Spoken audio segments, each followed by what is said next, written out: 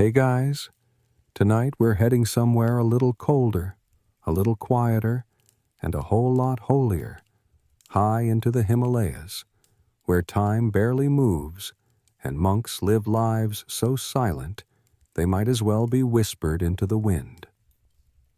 You're not the monk, though. No, you're the assistant, which means you get the chill, the chores, and none of the enlightenment.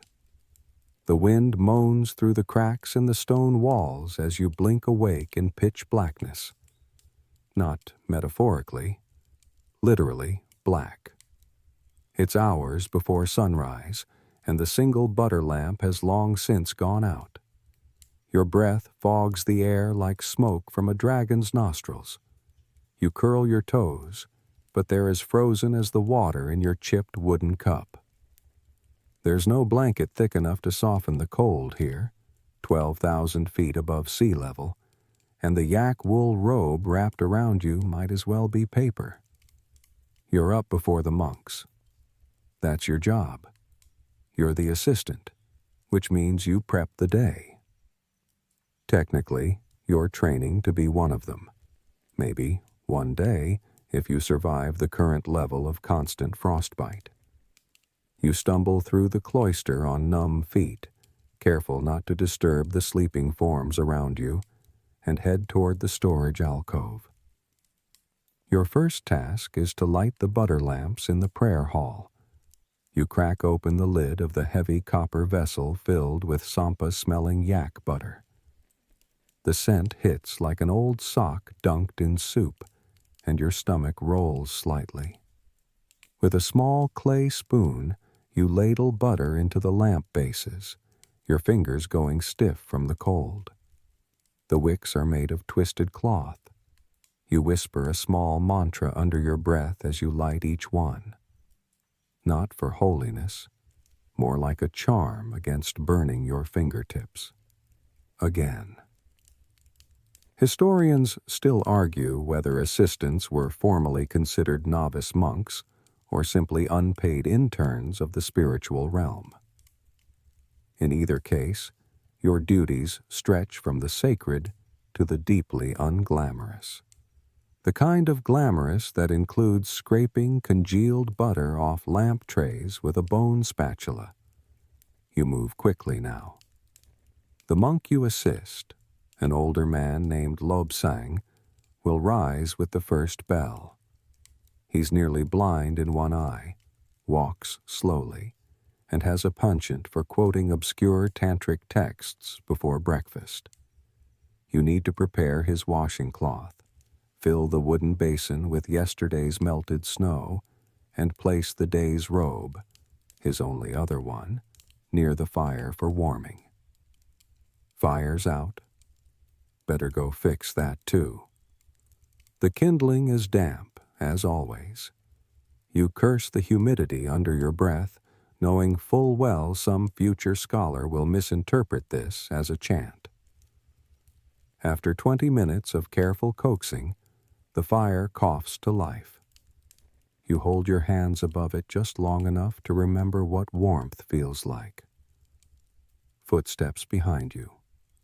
Lobsang is awake. You turn and bow low, your forehead nearly brushing the cold stone. He grunts, a sign of either approval or mild arthritis, and begins reciting a morning mantra, his voice gravelly with sleep. You don't join in. That comes later, during group recitation, when your stomach will be gnawing itself and the scent of incense will make you mildly hallucinate breakfast burritos, even though you've never had one. One mainstream fact. Tibetan monasteries often followed the Gelug tradition, founded by Tsongkhapa in the 14th century, emphasizing strict discipline and philosophical study. That discipline? You're feeling it now. Every minute of your morning is dictated by bells, breath, and blisters. You follow Lobsang to the prayer hall, walking 3 steps behind. Always 3, not 2, not 4. Your shadow falls beside his, stretching long across the flagstones as the first light peeks through the slats. It's not sunrise yet, but the sky has shifted, inky black turning bruised purple. The monks gather slowly, robes rustling like autumn leaves. You sit at the back, spine straight, hands resting in your lap. You're not allowed to close your eyes. If you do, someone will hit a gong beside your ear. It's happened, more than once. The chants begin. Deep, resonant, oddly melodic. You can feel the vibration in your chest. You hum along, off-key, but no one notices. They're too busy tapping into centuries of spiritual lineage while you wonder whether it's socially acceptable to yawn during enlightenment. Fringe tidbit? Some monks allegedly trained themselves to generate body heat through a meditation called tummo. You, however, are generating body heat by sheer willpower and the hope that someone accidentally left a stove on somewhere. As the chants continue, your thoughts drift. You remember your village far below, your mother's cooking, the sound of dogs barking in the dusk. Here, the only sound is sacred throat singing and the occasional stomach growl from the monk to your left. His name is Tashi. He once claimed he levitated during a vision. You believed him. Then he tripped on a mat and blamed it on spiritual interference. The bell rings again. Prayers are over. Lobsang rises and gestures for his walking stick. You hand it to him wordlessly. It's carved with tiny dragons. A gift from a noble patron, he once told you, though he also once claimed to be 104. That might have been symbolic. Back in his quarters, you help him change into his meditation robe. The cloth is stiff with years of use. He hands you a piece of chalk and asks you to prepare the floor. Draw a small mandala for focus. You kneel, hands shaking slightly, and trace the looping lines you've memorized. One wrong curve, and he'll sigh heavily, then lecture you about intention for 20 minutes. Outside, the wind picks up. Inside, you begin to feel your eyes droop. But there's no time for naps, not yet. You still have to scrub the floors, set up breakfast, and, somewhere in there, try to remember why you volunteered for this again. You probably won't survive this. Not the enlightenment, the routine.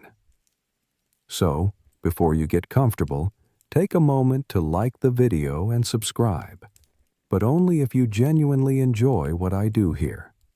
Also, let me know in the comments where you're watching from and what time it is for you right now. Now, dim the lights, maybe turn on a fan for that soft background hum, and let's ease into tonight's journey together. You kneel again, and this time it's with a yak-hair brush in hand and a bucket of lukewarm, grimy water at your side. The stone floor beneath you is freezing, despite the early flickers of sun filtering through the lattice windows. You dip the brush and begin your slow, circular scrubbing, always clockwise, always in silence. There's something both meditative and maddening about this task. You scrub and then scrub the same spot again, just in case your monk comes by and decides to drop a metaphor about internal purity and polished floors. The bristles are coarse, like a disgruntled hedgehog. They leave little scratches in your palms as you work. Your knees are permanently bruised, a badge of honor among monk assistants. You share looks of commiseration with the boy across the hall, Tsering, assistant to one of the stricter monks. His job includes raking gravel into perfect patterns, which the wind promptly ruins every afternoon. You once saw him mutter something very un-Buddhist after a particularly strong gust. The air smells of incense, yak butter, and faint mildew.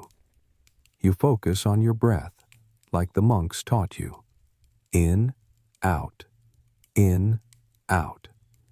Though to be honest, you're mostly breathing through your mouth to avoid the smell coming from the open pail nearby. Still, the rhythm of the brush and your breathing sync up after a while. You fall into a kind of trance. Scrubbing stone can be spiritual. That's what they say.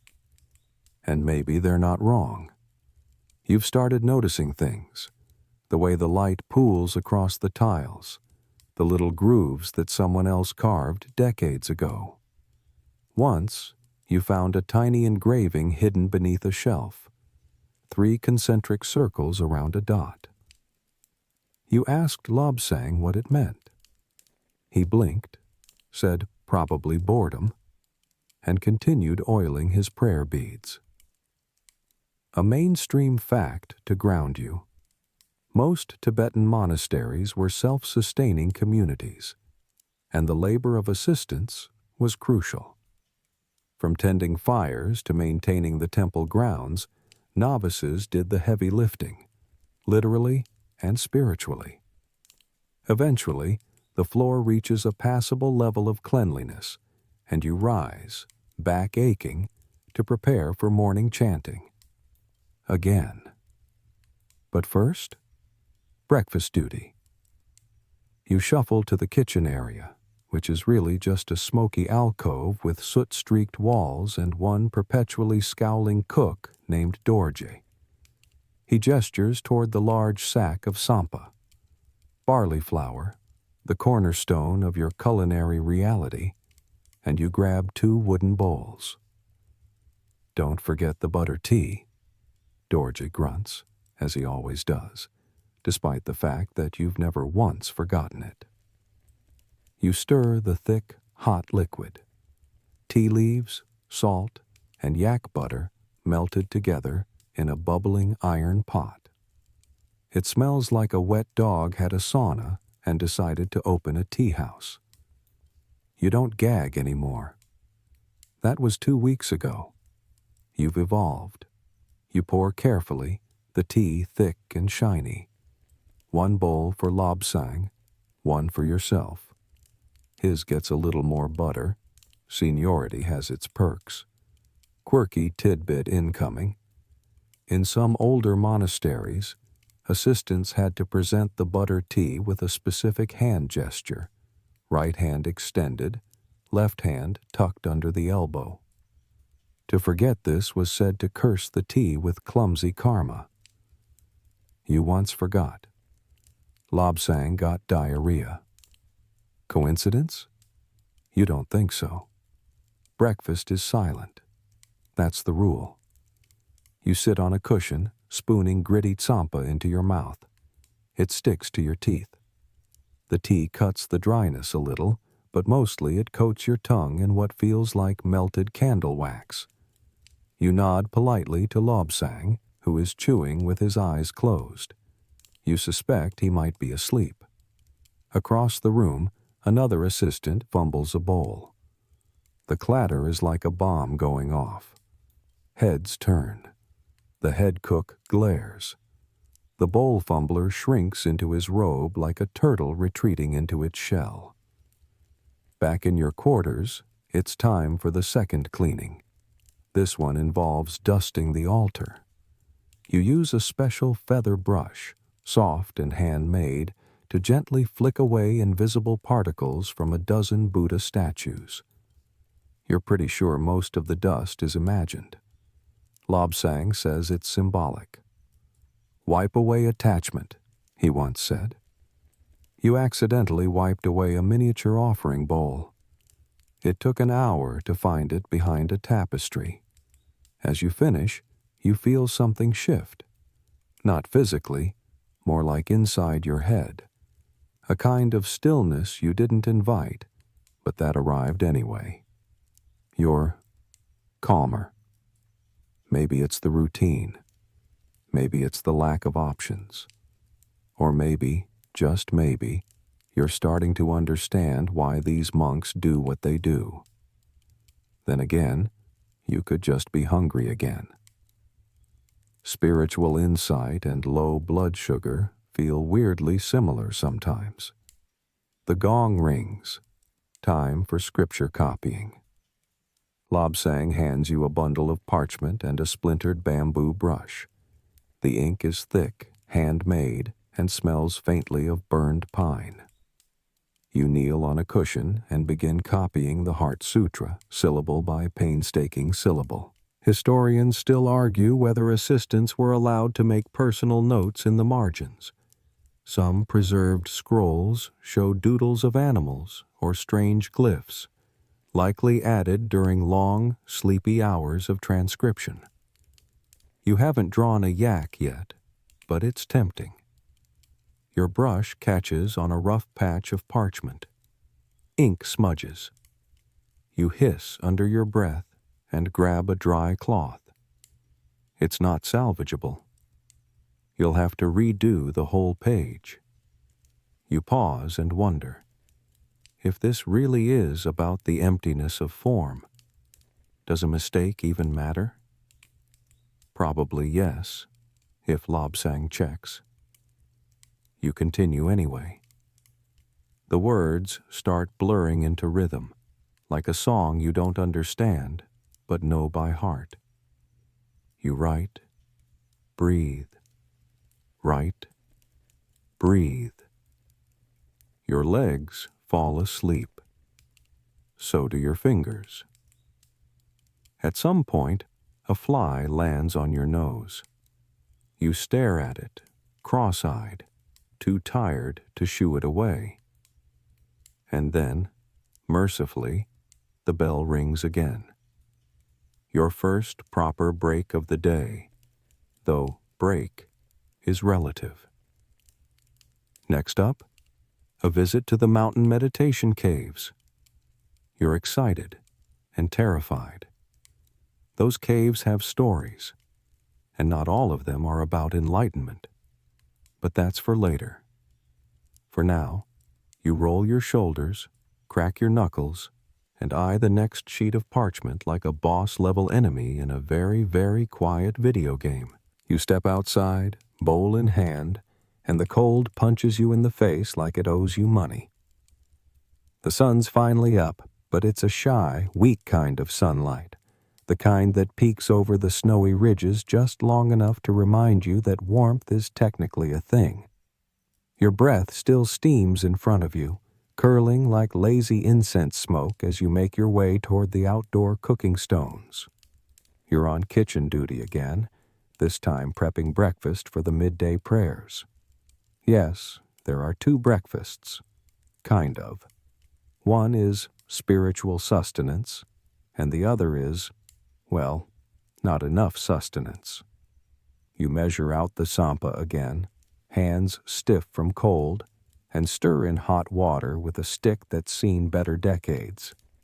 The resulting mix is what you could call porridge if you were feeling very generous, or had never eaten real food. Next, the butter tea. Again, always butter tea. You help churn it this time, plunging the long wooden staff into a cylinder filled with the oily brew.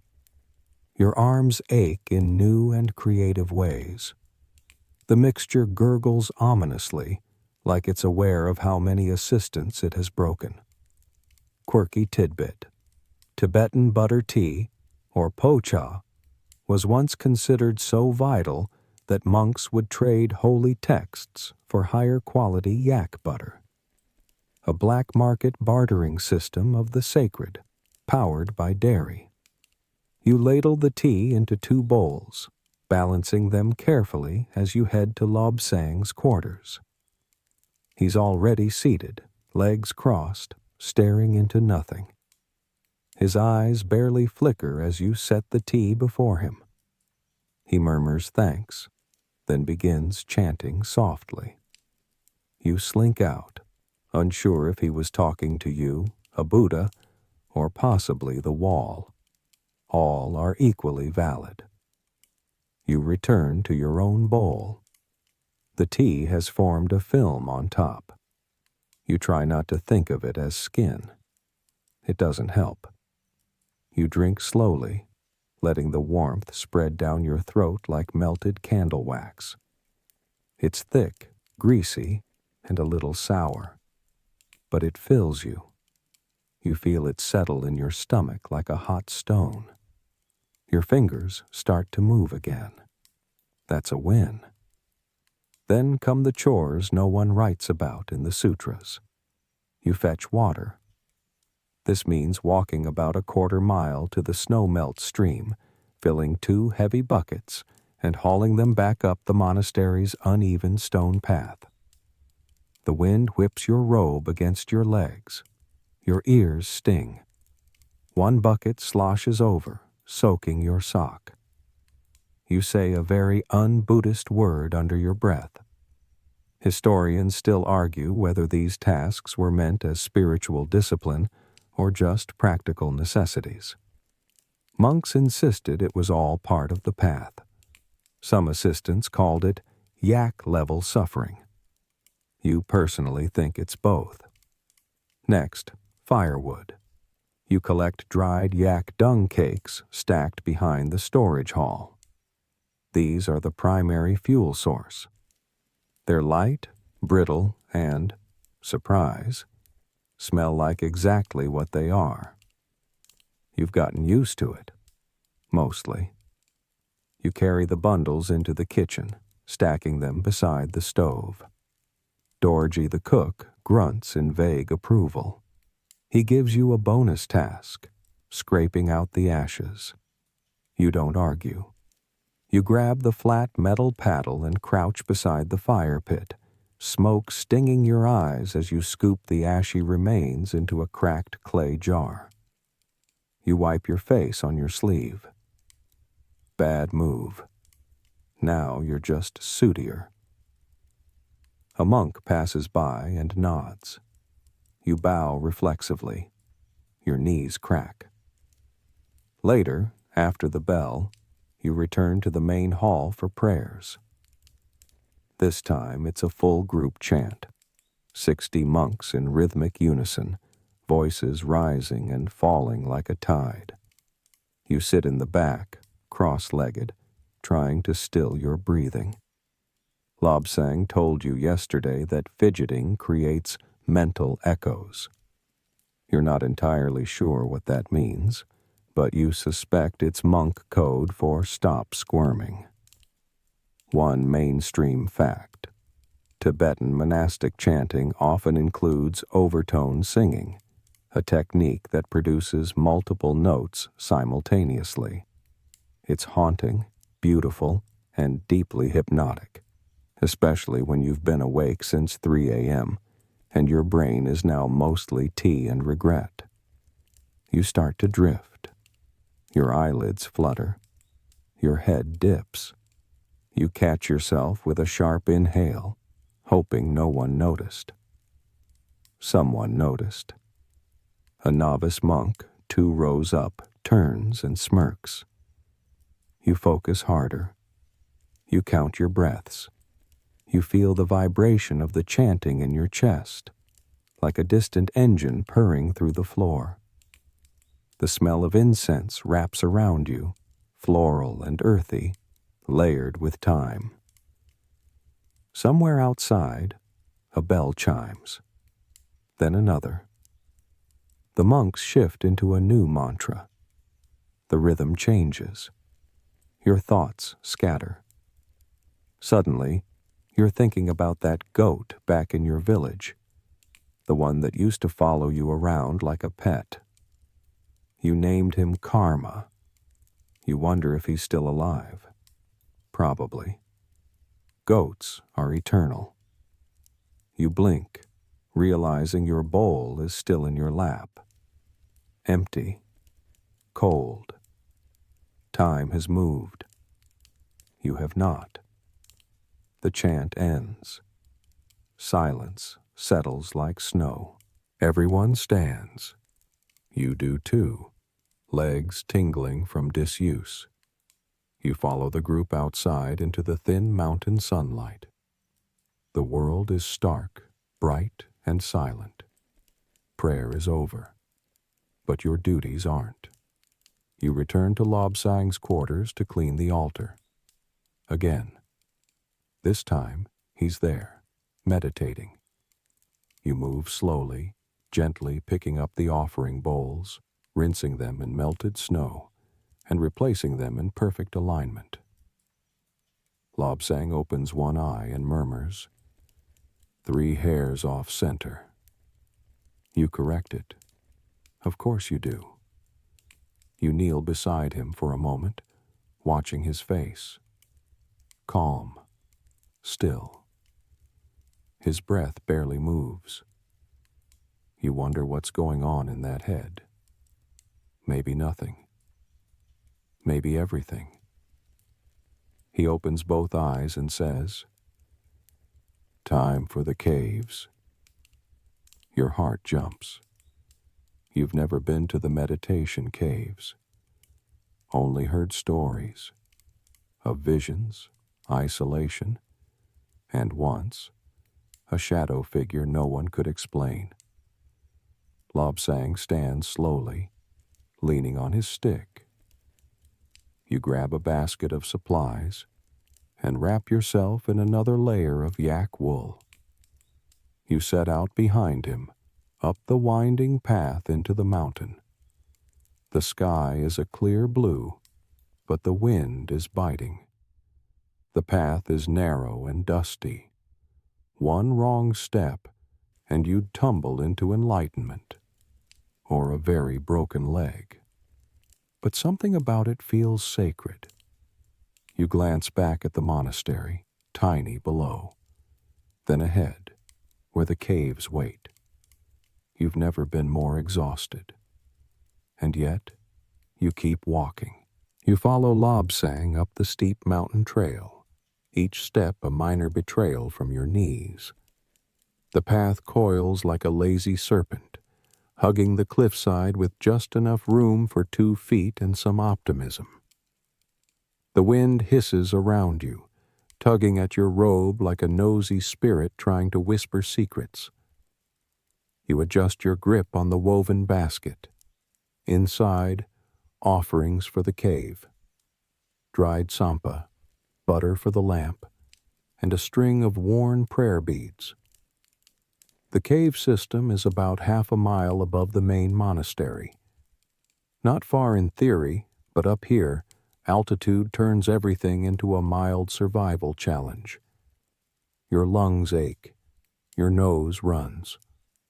You're pretty sure you've swallowed a bug, but you pretend it was a blessing in disguise. Maybe it's reincarnated karma protein.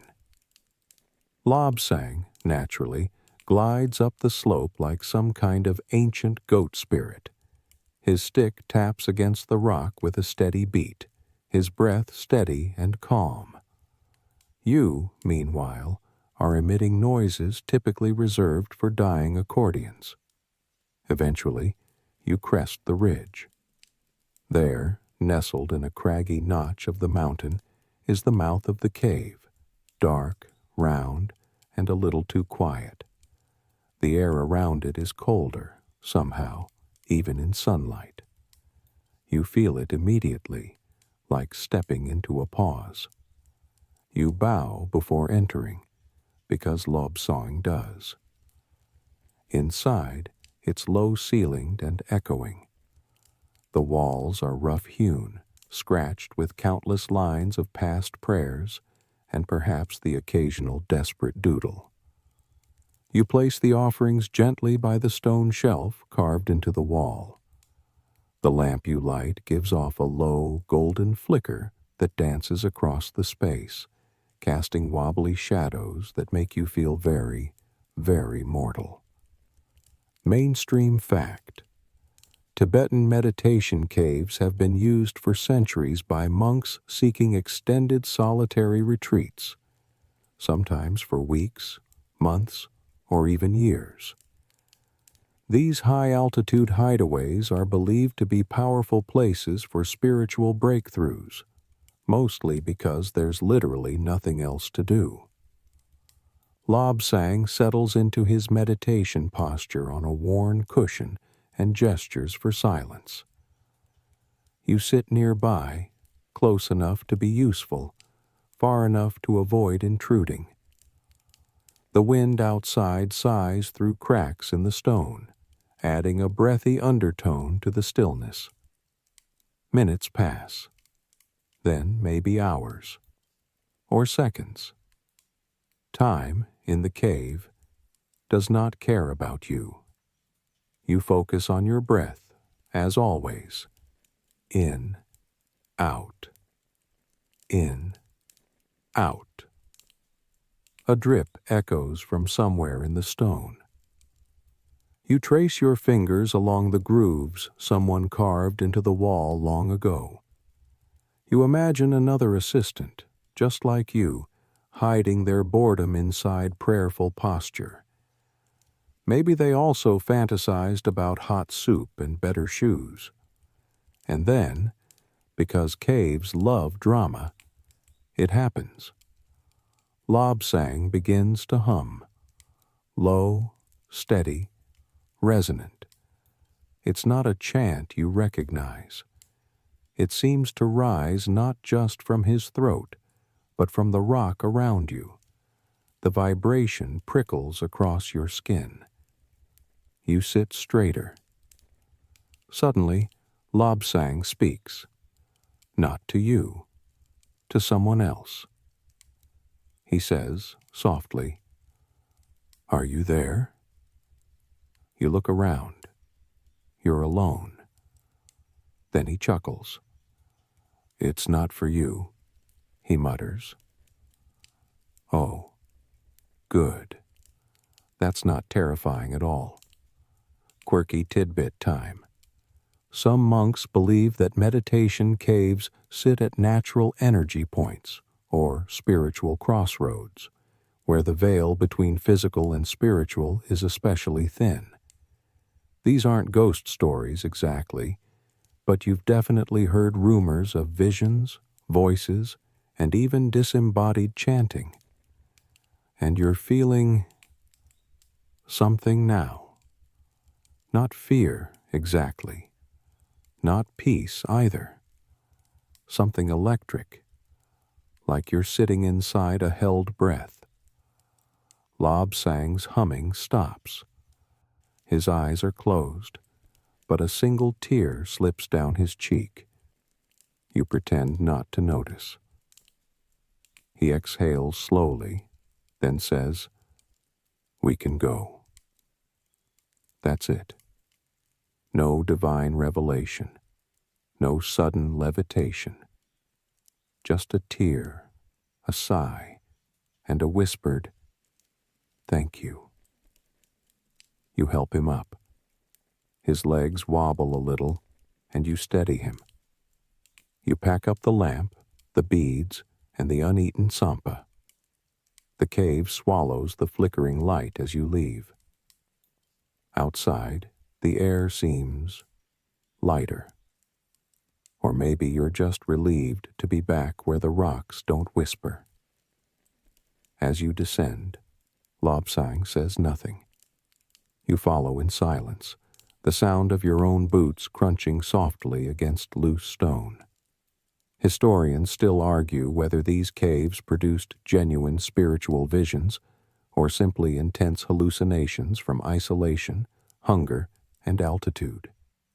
To you, they feel like somewhere between a chapel and a fever dream.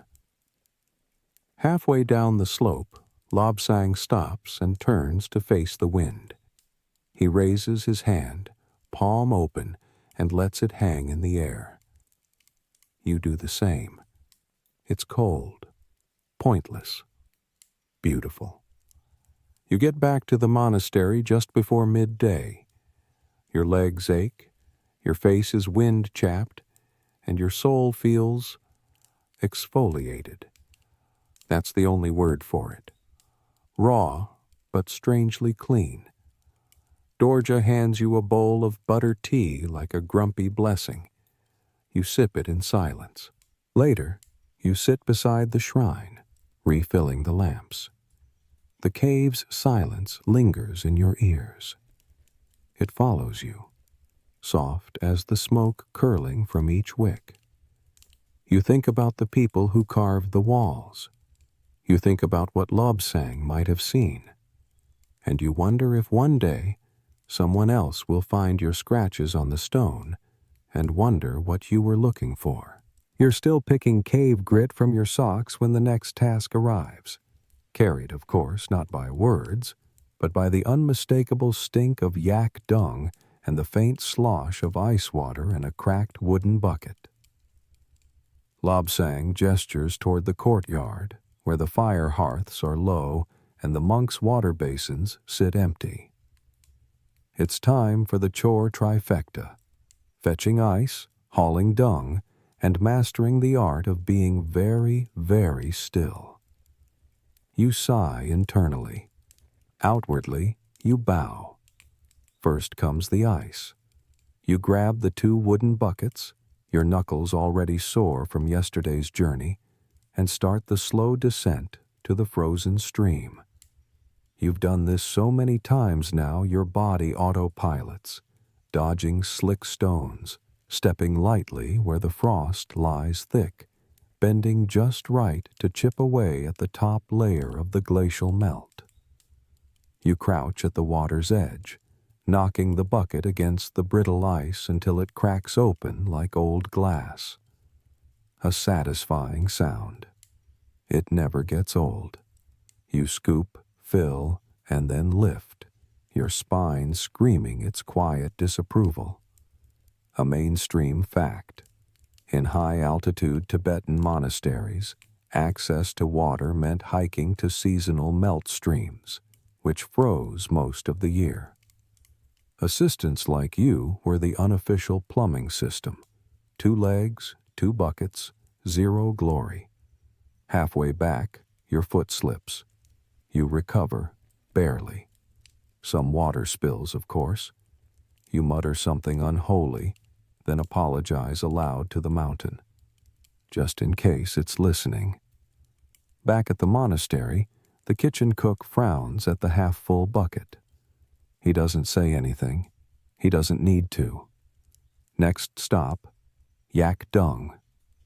You pass by the side wall where dried patties are stored in tidy stacks, like the world's most unfortunate pancakes.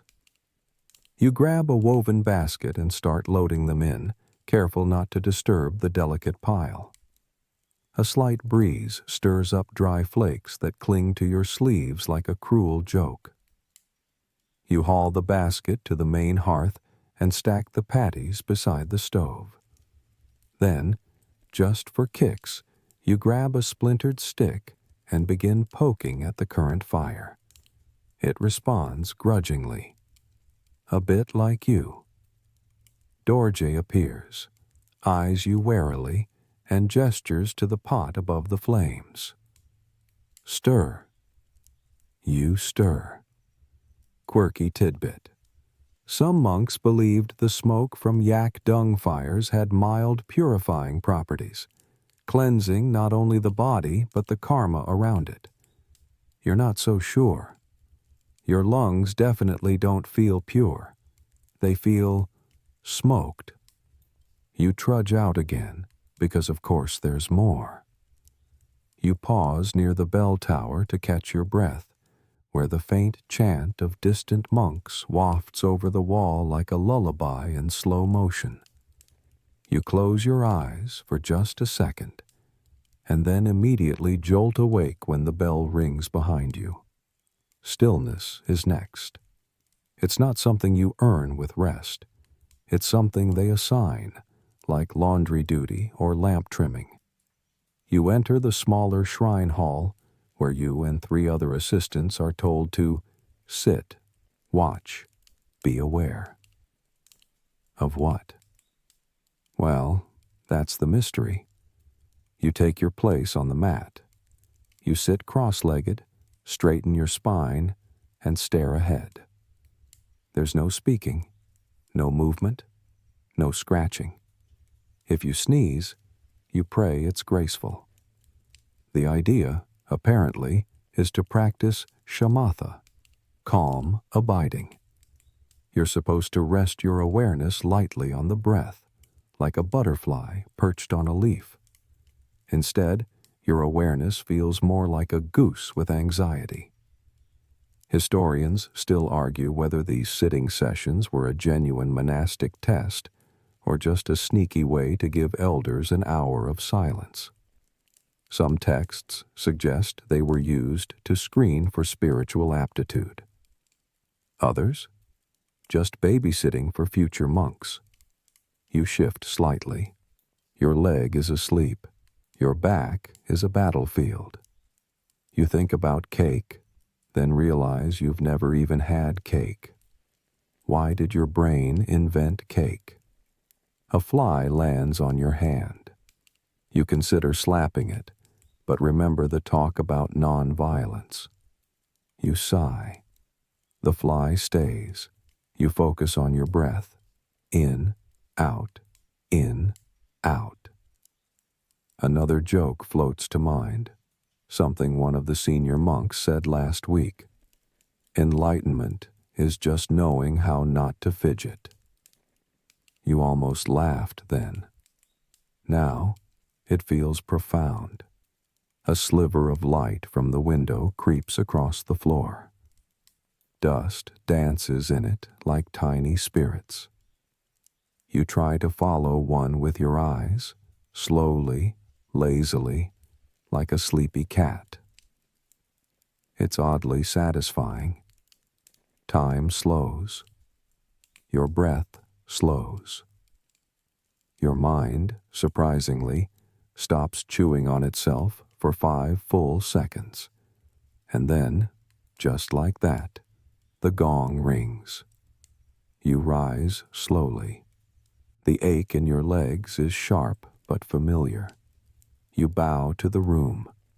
You file out with the others. Nobody speaks. Outside, Lobsang is waiting. He hands you a slip of parchment with your next task written on it, calligraphy duty in the scriptorium. Your fingers, still stiff from hauling water, protest in advance.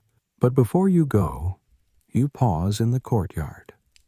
You lean against the cold stone wall. The sun has risen high. You can feel it now, faint but real, brushing your face with warmth. And for a single fleeting moment, you don't miss your old life. You don't long for comfort or cake or beds that don't involve yak-hair. You just breathe. And that's enough. The scriptorium smells like old ink, scorched parchment, and ambition that's been sitting on a shelf for a few hundred years.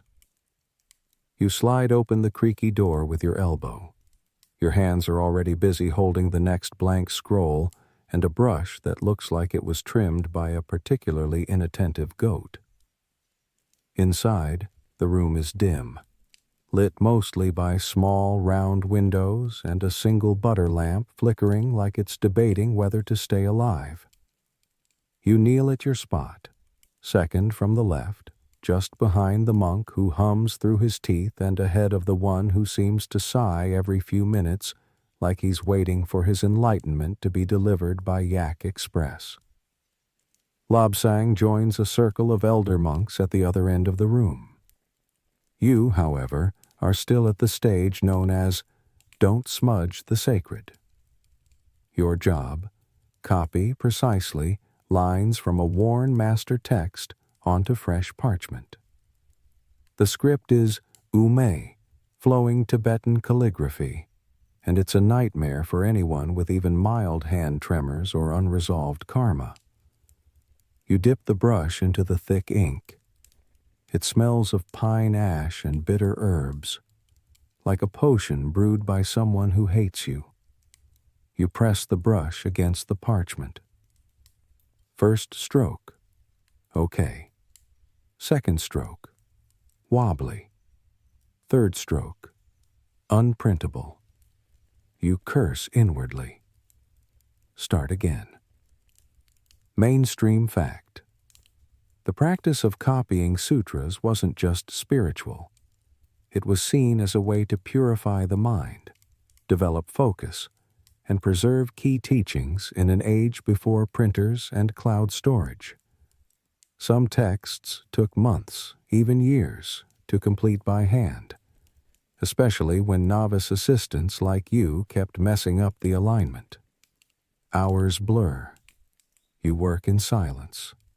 The only sounds are the scratch of brushes, the gentle cough of the elder monk with the respiratory situation, and the occasional tiny thwap of someone flicking an ink clot off the page. Your hands cramp. Your knees hurt. Your brain goes a little soft around the edges. You start seeing letters in your peripheral vision. One line begins to resemble a smiling fish. Another looks exactly like the symbol on the back of your old village's water barrel. You blink hard, then straighten up. Quirky tidbit. One ancient scroll found in a ruined monastery contained, accidentally or mischievously, a recipe for fermented yak curds, written in the margins of a sacred tantra. Scholars still debate whether it was a joke, an accident, or the first recorded case of multitasking. You're careful not to doodle, but oh, the temptation. Lobsang checks your work mid-morning. He squints at the lines, makes a small, indecipherable noise, and walks away. You choose to interpret that as acceptable.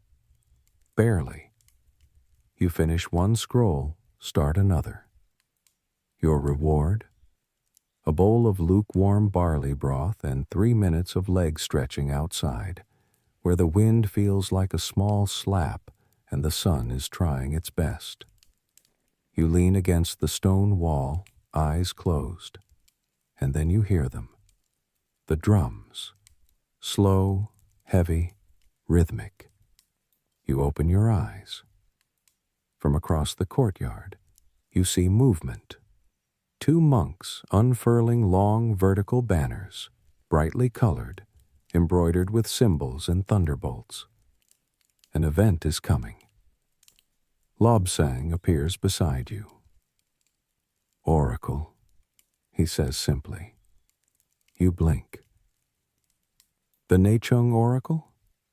The one monks go very quiet about? The government-sanctioned spirit medium who's supposed to channel deities and occasionally give political advice? Come, Lobsang says. We help prepare. The oracle doesn't arrive for hours, but the preparations are intense. You help sweep the courtyard again. You carry fresh butter to the altar.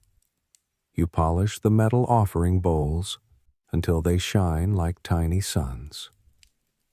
And then you get your next big challenge, climbing to the roof to hang prayer flags.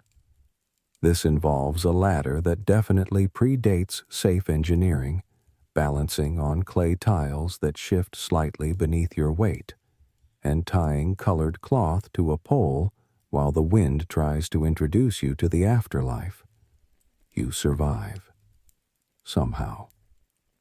Back on solid ground, you're given a ceremonial apron and told to help organize the future offering pile.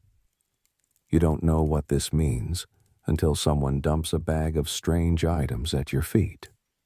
Peacock feathers, coral beads, bits of mirror, a small carved skull that may or may not be made of wood.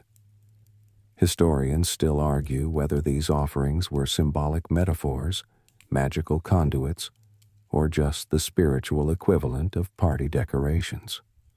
What's certain is they look cool, and they take forever to arrange correctly. As the sun begins to dip, the atmosphere changes. The air tightens. Monks gather silently around the central dais.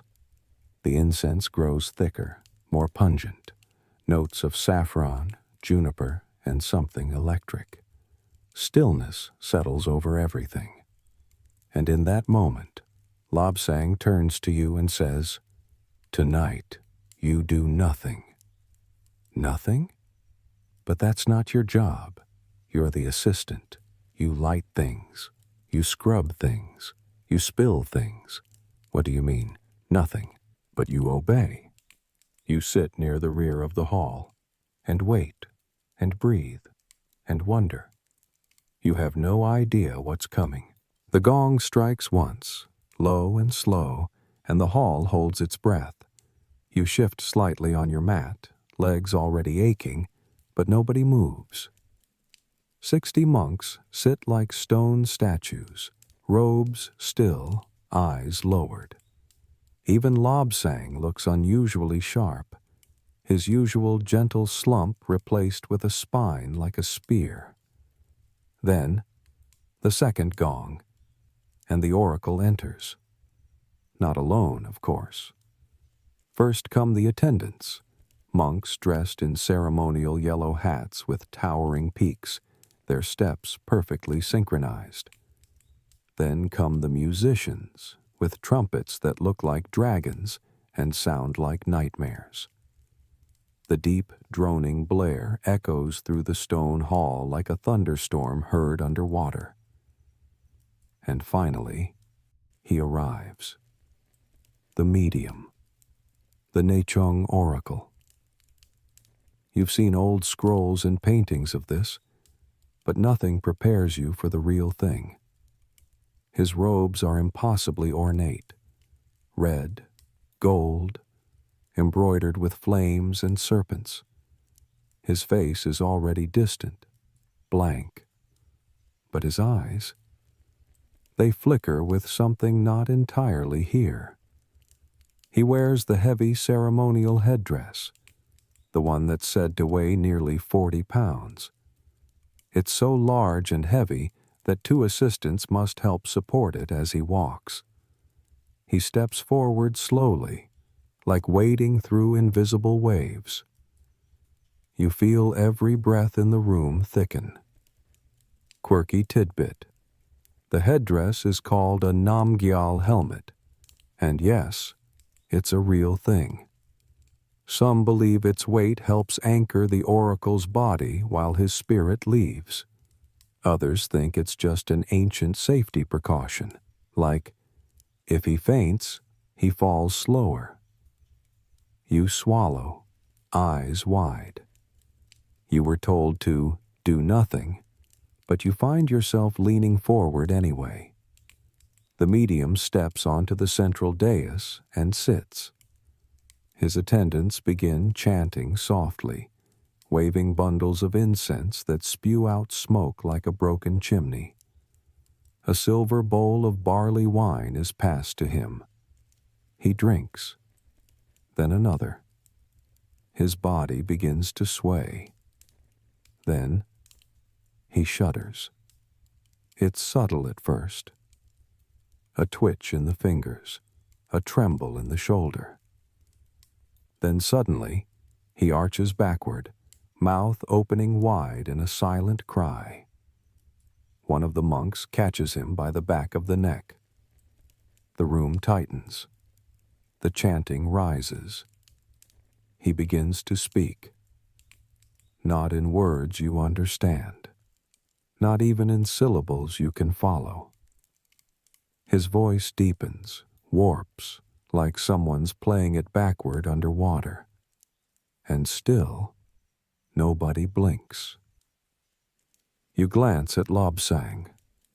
His expression is neutral, but you see the tension in his jaw. This is no performance. This is sacred. This is serious. Mainstream fact. The Nechung oracle is historically considered the official state oracle of Tibet, consulted by the Dalai Lama and high-ranking officials before making major decisions, even about fleeing the country in 1959. It's not just mysticism. It's political, historical, and deeply cultural. The oracle's voice rises again. You don't understand the words, but the rhythm feels like a command. At certain moments, monks call out brief phrases, questions, and the oracle responds in that guttural, strange voice. Somewhere in this, you notice, the oracle is crying. Not sobbing, just slow, silent tears rolling down his cheeks, cutting through the ritual paint. Suddenly, he stops, dead still, then collapses forward. The headdress slides, and 2 attendants leap to catch it before it crushes his neck. Others move in, gently laying him down, wiping his face, offering a bowl of water. It's over. And just like that, monks begin filing out, silently, orderly, like nothing just happened. You remain frozen. What was that? Lobsang rises beside you, offers you a hand. You take it and stand, still half dreaming. Outside, the sky has shifted. The last light has gone. The stars have already begun to spill across the black like spilled salt. You exhale and feel it catch in your throat. You walk to your quarters in silence. Later, you sit near the butter lamps. They flicker gently, casting long shadows across the floor. You remember that moment, the oracle's voice, the sudden stillness, the way the room seemed to hold the breath of the universe. You wonder if it was real, then wonder what real even means here. Historians still argue whether the oracle enters a genuine trance state, or whether it's ritualized performance shaped by centuries of belief and theater. But you were there. You felt it. And you're not entirely sure he ever came back. Lobsang sits across from you, eyes closed, whispering a mantra you can't quite make out. You add another spoonful of butter to a lamp. You wipe a smudge from the rim. You notice your hands aren't shaking anymore. You think, maybe silence is the loudest thing in this place. Then you think, you're not sure how much longer your knees will survive this lifestyle. And finally, you think, it doesn't matter. The lamp flickers. You watch the flame. You breathe. And you let the night take you. The next morning, everything is exactly the same, and completely different. The courtyard still needs sweeping. The butter tea still simmers with its usual greasy enthusiasm. Lobsang still chews his tsampa like it's an act of quiet defiance. But the energy? It hums with leftover tension, like the air after a thunderstorm. No one mentions the oracle. Not a word. It's as if last night's spiritual possession was a dream you all collectively agreed to keep locked in the shared subconscious. You half expect someone to nudge you and say, "You imagined it." But no one does. Instead, Lobsang hands you a list. It's long. Today, you're managing offerings, prepping for an incoming caravan of pilgrims and, just for fun, joining the night watch. First, the offerings. You start in the storeroom, where ancient shelves creak beneath boxes of incense, dried herbs, old texts, and things that look vaguely edible but probably aren't. You count prayer flags, fold silk scarves, katas, and refill the small offering bowls with rice. All of it has to be perfect. Even the grains must lie flat. Mainstream fact. In Tibetan Buddhism, tsog offerings, symbolic offerings like rice, water, and butter, represent the generosity of spirit and the surrender of ego. even a slightly uneven bowl can be seen as disrespectful, which is unfortunate for people like you, who have very shaky hands after carrying buckets all morning. You light a line of incense sticks and place them carefully in holders shaped like lotus blossoms. The smoke curls upward in ribbons, fragrant and faintly sweet. You lean in a little too far, accidentally inhale a lungful, and cough like you've just offended a fire deity. Dorje walks by, sees you wheezing, and mutters, "Beginner lungs." You refill butter lamps next. This is your favorite task, actually. Slow, rhythmic, almost meditative. The soft, golden light, the steady hand needed to pour melted butter into the shallow bowls, the way the flame flickers just slightly when the wick catches.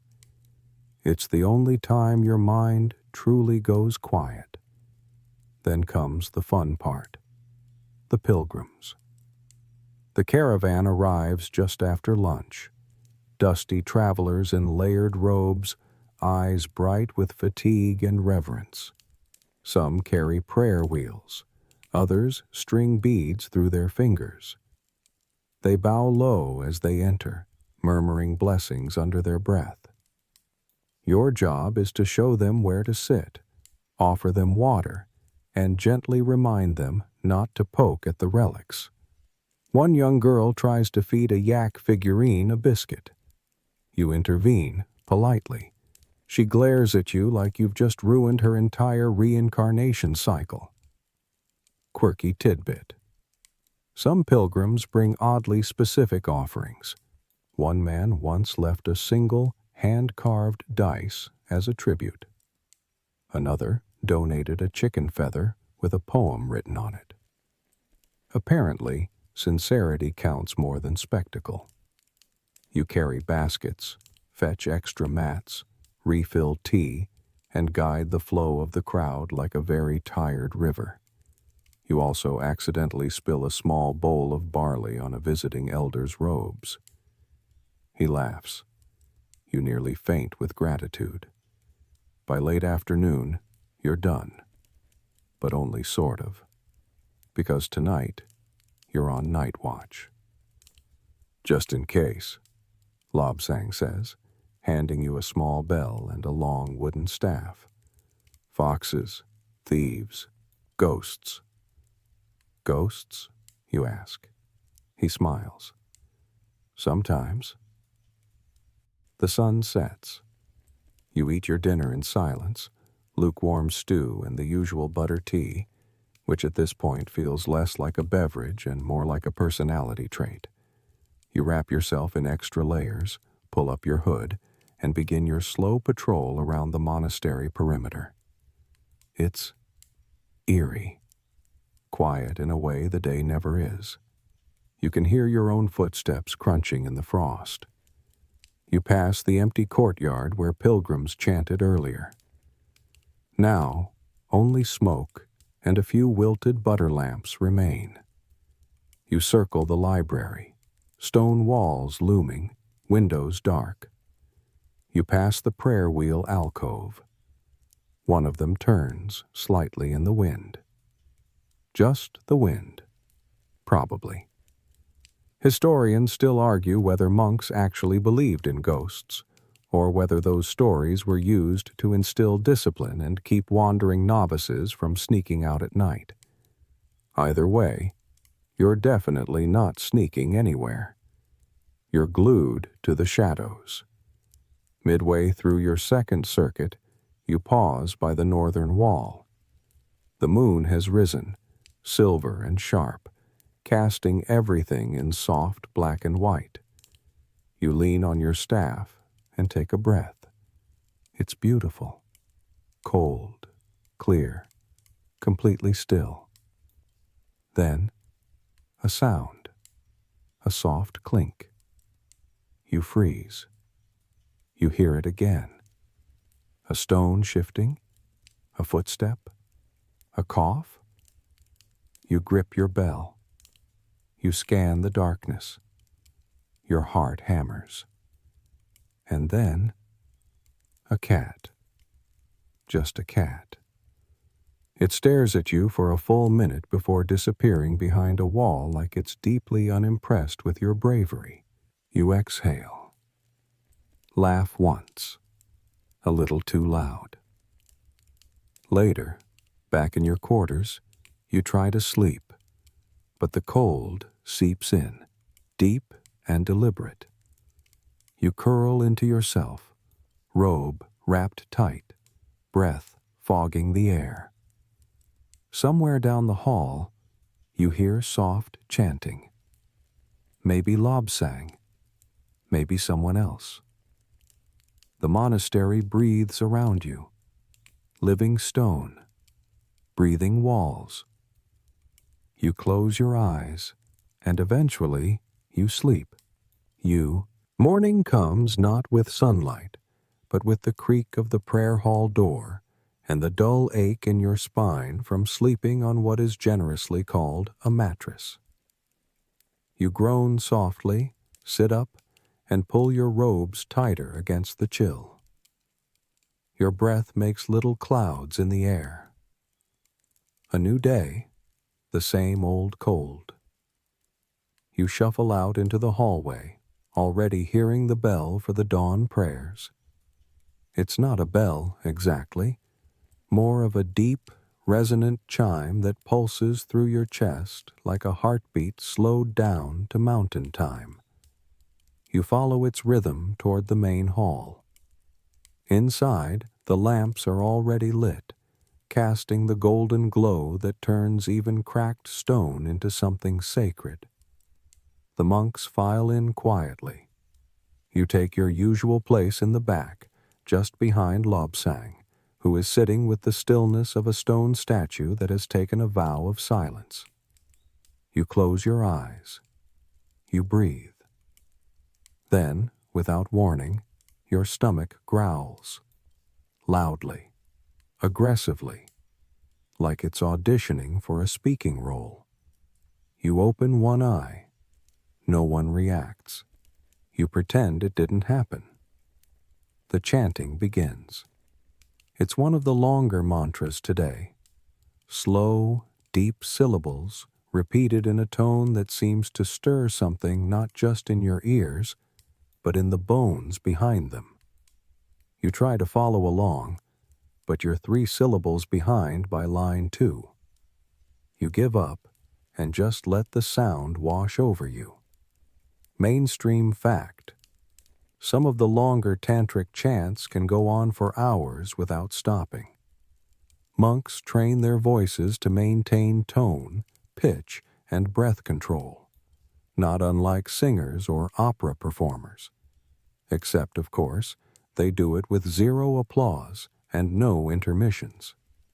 Midway through the chant, your mind drifts. This happens often. You're told it's normal. Clouds pass through the sky, Lobsang once said. You are the sky, not the clouds. Today, your cloud is breakfast. You begin mentally composing a better version of Sampa, perhaps with honey, maybe even some fruit. Then you remember, fruit is a luxury item at this altitude. If it doesn't come on a yak, you probably won't see it. The chant ends. You bow, stand, and begin your next task, repairing the wind-worn prayer flags strung across the outer walls. The flags are tattered, frayed from the relentless mountain wind. You carry a basket of new ones, each printed with the 5 elements and carefully folded. Your job is to hang them above the prayer wheel corridor, a place known for being very windy and mildly terrifying. Quirky tidbit. Tibetan prayer flags are not prayers to the gods, but prayers on the wind. Each flag, as it flutters, is said to send blessings of peace, compassion, strength, and wisdom into the world, which means even a single ripped corner becomes a maintenance emergency. You climb the stone steps to the corridor, hugging the basket to your chest. The wind, naturally, picks up the moment you reach the top. You clutch the rail, your robe whipping behind you like it's auditioning to be a superhero cape. You tie one flag, then another. The blue one escapes your fingers and sails into the void like a very spiritual kite. You watch it go. It flutters, twists, and disappears over the ridge. You whisper an apology. Then you reach the last one, the red flag. You tie it firmly and step back. The row of colors, blue, white, red, green, yellow, now flaps in sync like a quiet chorus of cloth. You stand there a moment, wind tearing at your hood, breath curling into clouds, watching the flags dance over the edge of the world. Then, a voice. "Not bad," Lobsang says behind you. You hadn't even heard him arrive. You turn. He's smiling. "One escaped," you admit. "Then it was meant to." He shrugs. He walks past you and adjusts one of the knots. You notice his hands are red from cold. His movements are slower today. You wonder how long he's been doing this. Decades, probably. Maybe longer than you've been alive. He glances down at the valley below. "Tomorrow," he says, "you'll go with Tenzin to the village." You blink. "Outside the monastery?" He nods. You're not sure what surprises you more, being allowed to leave or being trusted enough to do so. Later that afternoon, you help pack supplies for the trip: a sack of barley, dried cheese that could probably break teeth, 2 bundles of incense, and a gift for the village elder, an old, hand-copied sutra. Historians still argue whether monastery-village relationships were truly spiritual or simply practical, mutual survival in harsh terrain. But for monks and assistants alike, these journeys were rare chances to connect with life outside the stone walls. As the sun dips lower, you feel a strange nervousness. You've grown so used to the rhythm here, the sameness, the smallness, the way every task feels like a whispered ritual, that the idea of outside feels distant, almost exotic. That night, you return to your quarters early. You clean your bowl, fold your robe, count the coins you've somehow accumulated, a grand total of 4, tucked into a sock like a dragon hoarding lint. You lie down and stare at the ceiling. You're leaving tomorrow. And that terrifies you, because part of you, you realize, has started to belong here. You rise before dawn, pack slung over one shoulder, breath puffing into the still dark air. Tenzin waits near the outer gate, taller than most, with a jawline carved by winter and the gait of someone who's been walking these mountains since before your parents even met. He nods at you. That's the entirety of your morning briefing. The gate opens with a groan like an old man getting out of bed, and just like that, you're outside. Truly outside. Not courtyard outside or roof outside, but trail stretching into the clouds outside. The valley below yawns open in pale twilight, snow glinted and hushed. Distant yaks graze like shadows against the white. The air bites your cheeks, but you smile anyway. Freedom, even with a 15-kilo sack of barley on your back, feels suspiciously like joy. The path winds down sharply. You walk in single file, your boots skidding slightly on loose frost. Tenzin says nothing for the first hour. You say nothing for fear of falling off a cliff mid-sentence. Eventually, though, he points to a distant cluster of dots. The village. 3 hours, he says. You nod. Great. Only 2 hours and 59 minutes of controlled plummeting to go. Mainstream fact. Monasteries like yours often acted as both spiritual and practical hubs for surrounding villages, offering medicine, blessings, even weather advice. In turn, villagers supplied food, labor, and the occasional runaway son who accidentally became a monk. You arrive just past mid-morning, legs shaking, lips chapped, and one sock attempting an escape. But the village greets you like returning heroes. Children run barefoot over snow-packed earth to gawk at your robes. A grandmother with one visible tooth presses a hot dumpling into your hand before you can even say hello. It's not exactly what you expected. Less incense, more goats. A lot more goats. You and Tenzin make your way to the small shrine at the village center. You unpack the gifts while he chats with the elder, a wiry man with eyes like polished stone and hands so gnarled they look carved from rootwood. You kneel, lay out the sutra. He bows. You bow. The wind bows, too, rustling the prayer flags above the doorway. Then comes the real reason for the visit. Blessings.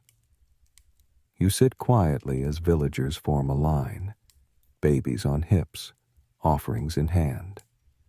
Tenzin murmurs prayers, sprinkles blessed water, ties kata scarves, and dabs symbolic ash on foreheads. You pass him supplies like a silent assistant at a surgery made of spirit. A girl of maybe 6 kneels before you with wide, serious eyes. She holds out a chicken feather tied to a scrap of red thread. You freeze. She whispers, "For you." You take it like it's the most precious artifact on earth. Quirky tidbit. In remote Himalayan villages, it's not uncommon to give tiny personal offerings to traveling monks, even random objects, as a way to transfer blessings or create karmic connections. One boy once gifted a monk an old button. That monk kept it until he died. Later, you help prepare the midday meal, boiling potatoes in a soot-blackened pot, passing out bowls, and politely declining whatever mystery liquor the elders keep sipping from a carved horn. You eat with your fingers, surrounded by chatter you only half understand, and laughter that needs no translation. Smoke curls from the low-roofed homes. Someone plays a reed flute that wails like wind through bone. It's messy, noisy, human, and you kind of love it. Then, just as the sun begins to lean west, the mood shifts. An old man approaches with tears in his eyes and a wrapped bundle in his arms. He kneels before Tenzin and gently opens the bundle. A small boy, maybe 5, wrapped tight in faded cloth. The boy's breathing is shallow. His skin is too pale. The crowd quiets. Tenzin closes his eyes. He presses his forehead to the boy's and begins to chant, low and urgent. You sit frozen, hands clasped, suddenly unsure what to do with your body. The boy stirs once, then goes still.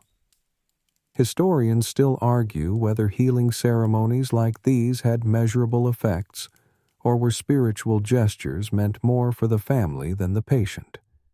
Either way, the emotional gravity is undeniable. After a long silence, Tenzin whispers something to the old man. The man nods slowly. You help wrap the boy again, gently, reverently.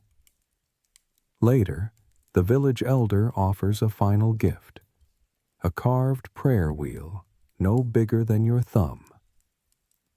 Turn it when you're afraid, he says, or tired, or stupid.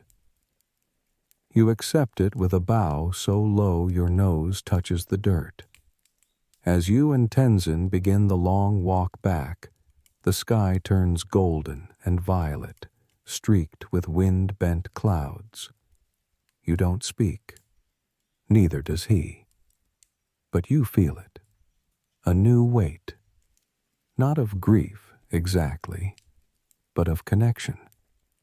Back at the monastery, Lobsang meets you at the gate. "Well?" he asks. You don't answer. You just hand him the tiny prayer wheel. He turns it once between his fingers, then smiles. The monastery feels different when you return. Not visibly. Everything still creaks, smells faintly of butter, and insists on waking you up at impossible hours. But something inside you has shifted. You realize it when you step into the kitchen and Dorje doesn't immediately bark at you. He just raises an eyebrow, tosses you a wooden spoon, and gestures at a pot of what might be turnip stew. You catch it mid-air without flinching. Progress. You stir. The motion is familiar now. Muscle memory. But also meaningful. You think about that little girl with the feather, about the prayer wheel in Lobsang's hand, about the boy in the bundle. You're not a visitor anymore. You're part of the machinery here. Creaky, imperfect, occasionally spilling things, but essential. Somehow. After lunch, Lobsang beckons you to follow him to a place you've never been. The reliquary room. It's a small stone chamber, windowless, lit only by 2 low oil lamps. Shelves line the walls, each bearing wrapped items, some in embroidered cloth, others in faded silk, and one even in what looks like a carefully preserved yak pelt. "This," Lobsang says quietly, "is the past." He gestures for you to kneel. He unwraps one item with great care, a small brass stupa, no taller than your hand, filled with ashes. "A great teacher," he says, "gone long before you were born, but his breath still warms this place." Mainstream fact. In Tibetan Buddhism, stupas often contain relics, ashes, hair, robes, or even scriptures, believed to carry the spiritual essence of departed masters.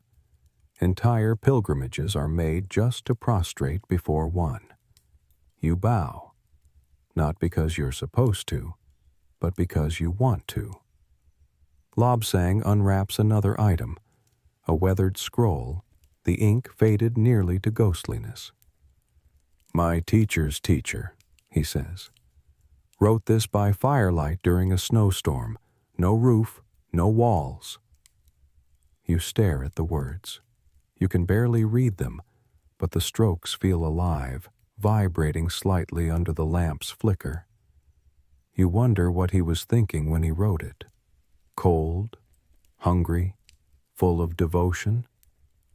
Then comes the third item, a square of orange cloth folded so many times it's gone soft at the edges. "A robe," Lobsang says simply. "My first." You blink. "You kept it?" He shrugs. "Would you not?" Quirky tidbit. Some monks keep their first robe their entire lives, not to wear, but to remember. Where they started. Who they were before the rituals, the chants, the long silences. You sit in silence for a long time, watching the oil lamp dance. Then Lobsang asks a question you weren't expecting. What have you learned? You open your mouth. Nothing comes out. He doesn't push. Later, in the garden, you rake leaves. You do this often, not because anyone asks, but because it clears your mind. You rake slow in wide arcs and watch the ground emerge, one section at a time. The wind carries a few leaves back into your cleared path. You let them. Historians still argue whether monastic routines were about cultivating enlightenment or simply surviving long winters without losing your mind. Either way, the repetition starts to feel like prayer. As you rake, a small monk passes by, barely taller than your waist. He stops, watches you for a moment, then solemnly hands you a pine cone. You take it. He walks away. You stare at the pine cone for a long time, then set it carefully at the edge of the path, like an offering. That evening, Lobsang hands you a bundle. Inside, a thin robe, new, rough wool, your size. You look up. He says, "You've lasted longer than most." That night, you don't sleep. You sit beneath the stars on the monastery roof, your new robe folded in your lap. The moon is so close it feels like you could bite it. Below, the mountains breathe in their endless hush. You think of your old life, of people who've forgotten your name, of firelight and frostbite, of incense and barley and yak dung and moments so quiet you heard yourself become. And then, without ceremony, you put on the robe, not to mark an ending, but a beginning. You wake before the bell, not out of obligation or because someone barked your name in the hallway. You wake because you want to, because something inside you stirs before the first chime, like your bones now carry the rhythm of this place. You rise, dress in your new robe, and step into the corridor just as the lamps are being lit. Lobsang is already awake, of course. He passes you without a word, but gives you a small nod, the kind that says, "You're in." Today, there's no dramatic task, no oracle, no mountain journey. It's just monastery life. And somehow, that's enough. You sweep the courtyard slowly, watching the dust swirl like spirits trying to dance. You ladle butter into lamps, fingers steady, not spilling a drop. You even fix the prayer wheel mechanism that's been sticking for weeks, something Dorje had threatened to bless with a hammer if it jammed again. Mainstream fact: most Tibetan monasteries relied heavily on their junior assistants and novice monks to maintain daily functionality. Without them, rituals wouldn't start, lamps wouldn't burn, and butter would go tragically uneaten. But today, the butter is eaten. Twice. You even sneak a spoonful before lunch, and the world doesn't end. You help with the midday chanting. Your voice blends into the low thrum of the group. Not perfect, not loud, but present. And that's what matters here. Afterward, you join a group of younger monks in the garden, showing them how to lay out the rice offerings evenly. One spills his entire bowl and looks ready to burst into flames from shame. You lean in and say, "I once spilled it on a lama's cat." He stares at you, wide-eyed. "You had a cat?" You nod solemnly. "Not for long." He laughs. The others laugh. And just like that, you're not a newcomer anymore. You're someone who belongs here. Someone who can mess up and laugh and still be part of the circle. Later, Lobsang asks you to deliver a message to the stonemason who lives down the ridge path. It's not a glamorous task, but it means walking alone, unsupervised, trusted. You wind down the trail as snow begins to fall, soft and slow. The stonemason accepts the scroll, nods once, and offers you a cup of something warm and suspiciously chunky. You drink it anyway. It tastes like boiled tree, but you smile. On the way back, you pause at the ridge. The monastery rises in the distance like a ship on a sea of white. Smoke curls from the chimney. A single bell chimes. You stand there a while, snow in your hair, and breathe. Historians still argue whether monastic life offered liberation or simply a structured escape from the chaos of worldly living. But standing there, robe dusted with snow, you think, maybe it was never supposed to be either. Maybe it's just about being. When you return, Lobsang meets you at the gate. "Storm's coming," he says. You both glance at the sky. Dark clouds roll in from the west, the kind of storm that howls through stone and bends wooden shutters. You begin securing the outer doors, tying ropes around flagpoles, covering the butter stores. Inside, monks gather. Some chant. Others mend robes or sip tea. You sit in the corner, by the fire, pine cone still in your pocket, new robe wrapped tightly around your shoulders. Quirky tidbit. There's a monastery legend that says if you can sleep through your first winter storm without waking, you'll return in your next life as a snow lion. No one knows if it's true, but you kind of hope it is. As night falls, the wind begins to roar. Snow pelts the shutters like fingers tapping to be let in. The fire pops and crackles. You lie on your mat, arms tucked close, head on folded cloth. Lobsang passes by once more, checks the windows, then turns back with a soft, approving grunt. You close your eyes, and you sleep. And now, as the monastery fades behind your closed eyes and the wind outside settles into a softer hush, you feel your breath slow.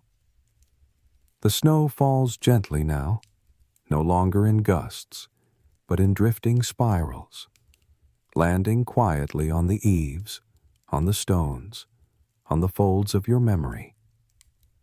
The lamp beside you burns low, its golden light pulsing like a heartbeat, warming the space between shadow and sleep.